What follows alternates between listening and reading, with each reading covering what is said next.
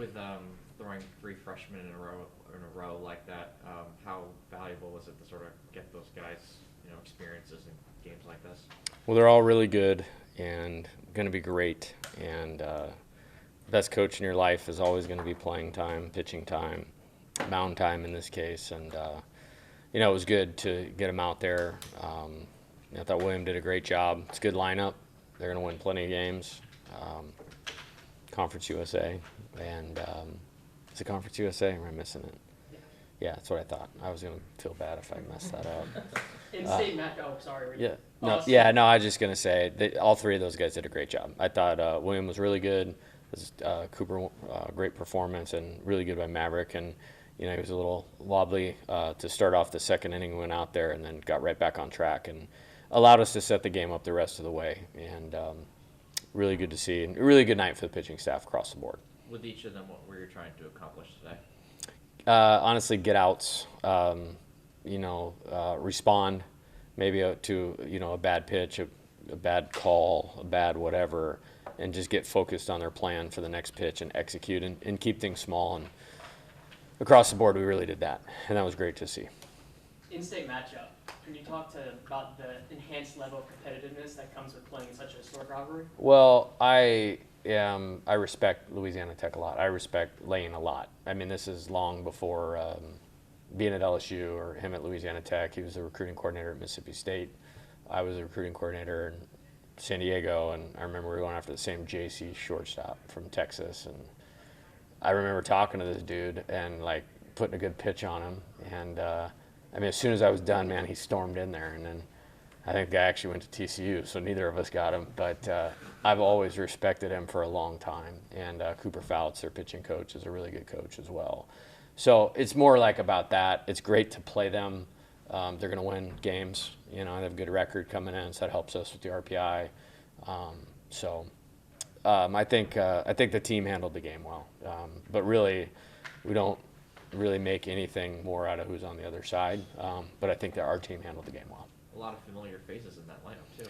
Yeah, those guys are great. Obviously, they're only not here because we have the best offense in college baseball in terms of that's on our team right now. And they wanted to play, and I understand that. And, as people, Brody and Will were, part of that first team here, and that will always go down as a special team to me. And, they're great kids, and Zeb was here for 2 years on the national championship team. And, I'm glad we won.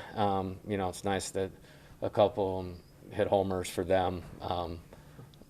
So I think those guys are great. And I expect them to win a lot of games because of those three players. Those are good left-handed hitters that are athletic. And I got a chance to say hi to them for a minute, which is very abnormal, in this culture, portal thing. But those guys are good guys. And I root for their success.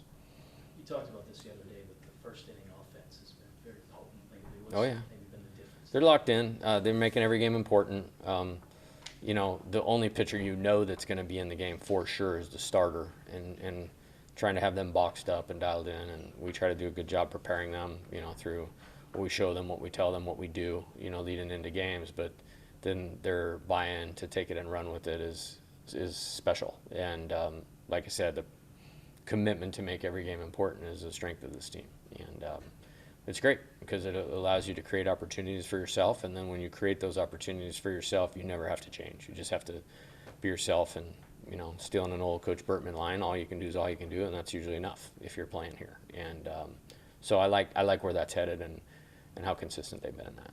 How's Gavin? I don't know. Could not pitch this weekend.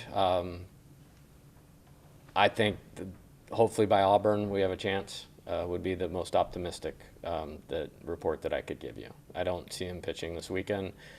There is a chance for Auburn. We tried to set a timetable for that. He's got to clear some benchmarks for that. When you just look ahead to this weekend, another opportunity to go on the road for a couple of days. Yeah, 7 games in a row on the road. How about that? Yeah. Just what do you take, I guess, maybe from the first go around in the SEC in terms of do you take anything in terms of how you guys learn about playing on the road in the SEC? Well, my thing with the team is you have to win by 3 on the road. It's not your routine, you're in a hotel. You know, outside of a couple weekend stretch last year, at Arkansas and Tennessee, we've played very well on the road in the SEC here, and I think it's good. It's a good challenge, good test coming up. Maybe the next one for this team, and I think it captures their attention. We're playing a really good team in Oklahoma. I've never played there before. Excited to do that Thursday night. Again, everybody wants LSU on national television, so we'll take the Thursday deal and be pumped about it. Kind of bouncing off that, boasting a 27-3 record, this is the best start LSU has had since 2013. What's kind of that philosophy as you look towards the remaining half of the season, going up against tougher opponents and kind of carrying that momentum over? Be ourselves, you know, play in character. You know, be very tough-minded, be very together, play with great fundamentals, you know, be the most competitive team on the field that day, and great character, you know, decision-making, preparation, all the things that we can control. And if we do that, I sleep well at night with these guys because they do that very well. Coach, what's something you told the players, I know with this record you have, what's something you told the players that stuck with them to keep them going this fall? Well, I think they care a lot. I don't know if it is anything that I've told them. I do try to maybe meet them where they're at or help them with mindset. You know, mindset something we're going to work on 365 days in the LSU baseball program. You know, it kind of depends on where we're at and what we're doing. Sometimes, you know, it's a story, you know, like Coach Burtman's style. Sometimes it's an association of something I can use from the past and my experiences. Sometimes it's like, hey, this is just the reality of where we are today and what we have to do. And sometimes it's fun or funny, and sometimes it's very like matter of fact, and it just depends. But the most important part of any messaging is the context in which it's received. And I got a group of guys that sit in here and are engaged in winning that I never really have to worry about the context in which the message is received because they care as much as I do, and that's what makes them special. Was Stephen all right there at the end of the game? I saw him smiling in the high five line, so I don't think we have to amputate. So I think we're going to be okay there. And Chase is good for this weekend, right? Oh, yeah. Yeah. I mean, it looks like Rocky Balboa, probably in the first two movies, or the one against Ivan Drago, but we're doing okay.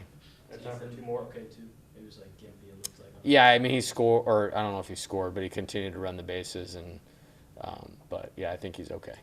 And then I only asked, since we're not going to talk to you tomorrow, Kay, just what you've seen from him leading into Thursday, you know, responding from last week. I mean, I think he's been very consistent. I saw some across the conference statistics, and I think he's pretty much in the top 5 in just about everything. I thought the best thing he did last week was keep us in the game, even though he wasn't his best. And to me, that's one of those signs of a great pitcher. Can you win when you don't have your best stuff? Can you keep your team in the game when you're maybe off a little bit? And I thought he looked good. I thought the stuff was fine. I think it's life in our league, you know, just as other teams find out when they face our offense. You know, there's really good players on that team. Reese is a good player. Hines is, you know, hopefully we never have to see him again, you know, like for 4 years. And that's a compliment, is obviously. So I'm fine with that, and you know the best part is we won the game, and the last person I worry about having and that's not even in my vocabulary really, is the word worry, but think about or I'm concerned with is him. He had a great bullpen yesterday. We did some things really specific to prepare for pitching where we're playing that were a little bit unique, and he'll be ready to roll. Is it tough to keep Ethan out of the lineup given the way he's playing lately?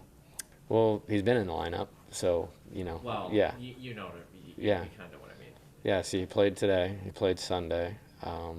When did we face? He played Saturday. He played last Tuesday.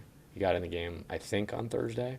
I love seeing him come up there right now. Yes. So the answer is yes. I love seeing him come up there right now. He's locked in, and he's a hard worker, and he's had a great mindset. I think young players in the program, if they emulated how Ethan went about his business, they would end up, you know, giving themselves the best chance at success. He's very mature, and he's a really good player, and really happy to see him go, and it makes us a better team, you know, with him going like that, and that's awesome.